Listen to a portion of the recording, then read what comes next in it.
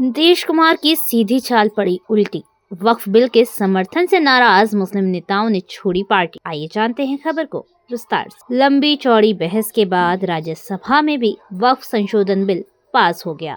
अब इसे राष्ट्रपति के पास भेजा गया है, जहां से यदि मंजूरी मिलने के बाद ये कानून बन जाएगा।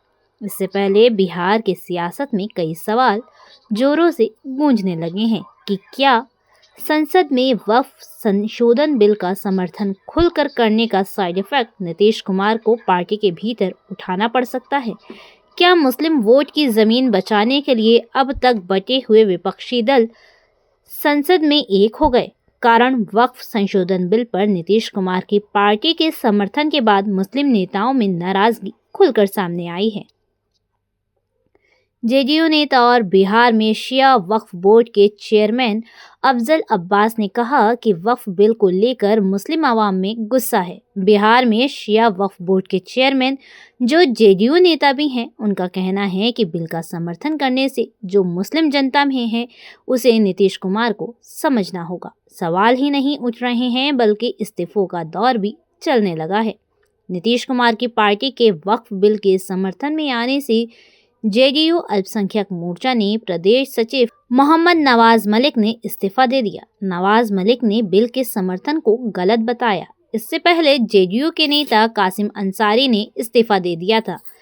इनके अलावा जेडीयू के अल्पसंख्यक विभाग के प्रदेश महासचिव मोहम्मद तबरेज सिद्दीकी अलीग ने भी इस्तीफा नीतीश कुमार को भेज दिया।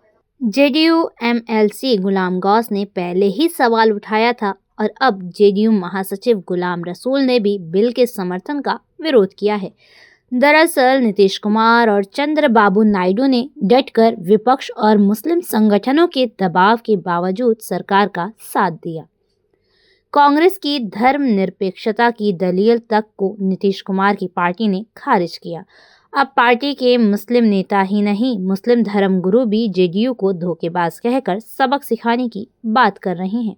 नीतीश कुमार जो धर्मनिरपेक्षता की दलील देकर 2014 में मोदी के दिल्ली पहुंचने से पहले एनडीए से अलग हुए, जो हिंदू राष्ट्र की बात पर संविधान की दलील देते रहे, उन नीतीश कुमार की पार्टी ने खुलकर साथ वक्फ संशोधन बिल पर संसद में सरकार का दिया।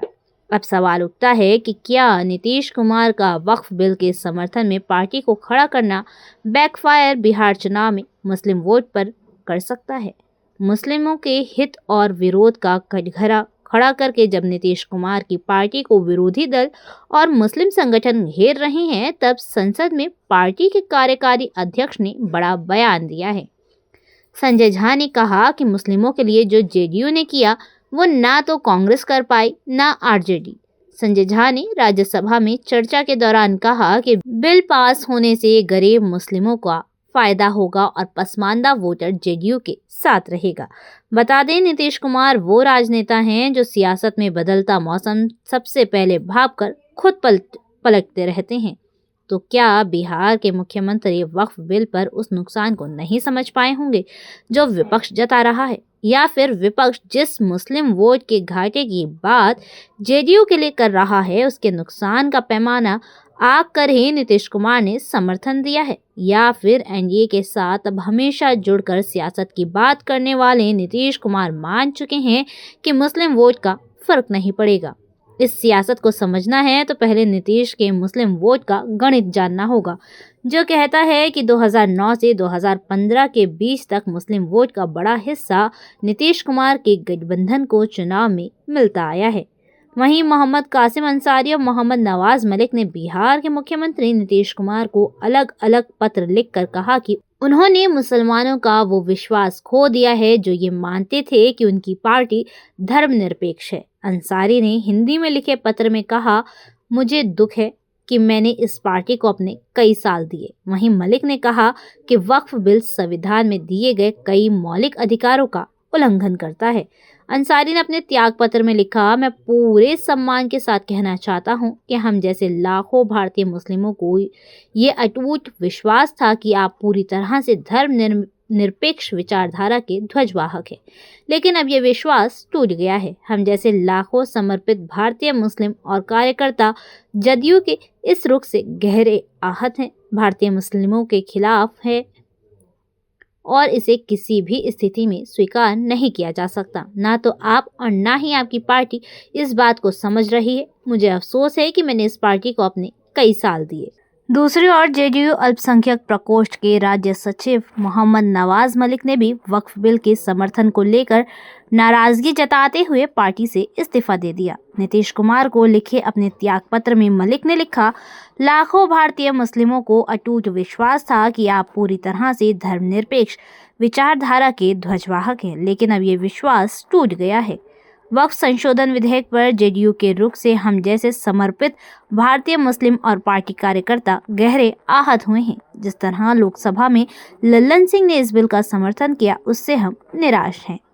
बता दें, 2009 और 2010 तक तो नीतीश कुमार बीजेपी के साथ लड़ने पर भी बिहार में 21 से 62% तक मुस्लिम वोट पाते रहे, जो धीरे धीरे एनडीए के साथ चुनाव लड़ने में घटता रहा। लेकिन मुस्लिम बाहुल्य सीट पर नीतीश कुमार की पार्टी को फिर भी वोट मिलते रहे। इसकी बड़ी वजह ये रही कि नवंबर 2005 में सत्ता में आने के बाद से ही नीतीश के फैसलों से मुस्लिमों से जुड़े कई अहम दस्तखत रहे, जैसे कब्रिस्तानों की घेराबंदी, भागलपुर दंगे की न्यायिक जांच कमेटी का गठन, 20% के अति पिछड़ा आरक्षण के फैसले को लागू करना, जिसमें मुस्लिम समुदाय के तबके भी शामिल थे। 2006 से 14 के बीच नीतीश कुमार ने 5 मुस्लिम नेताओं को राज्यसभा भेजा। इनमें 4 पसमानदा मुस्लिम थे, लेकिन अब सियासत और परिस्थिति बदल रही है। तब क्या वक्फ बिल के समर्थन में नीतीश का बचा हुआ मुस्लिम वोट भी कम हो सकता है? संभव है कि बिहार की राजनीति में नीतीश कुमार के वक्फ बिल के समर्थन करने से भी फायदा तेजस्वी या कांग्रेस ना पाए। इसके कुछ कारण पर गौर करने की जरूरत है। बिहार में पिछली बार AIMIM के वोट काटने से आरजेडी चाहकर भी सरकार नहीं बना पाई। अब की बार बिहार में ओवैसी की पार्टी के साथ ही प्रशांत किशोर की जन स्वराज पार्टी भी है। नवंबर 2024 में बिहार में 4 सीटों पर उपचुनाव हुए। यहाँ पीके की पार्टी के वोट काटने बांटने से चारों सीट एनडीए जीती। ऐसे में क्या नीतीश कुमार समझ रहे हैं कि जो मुस्लिमों के मुद्दे पर पहले वो फैसला लेते रहे हैं, उससे जुड़ा वोट उन्हें मिलता रहेगा। बाकी मुस्लिम वोट बटने से विपक्ष को बहुत फायदा नहीं होने वाला है। धन्यवाद।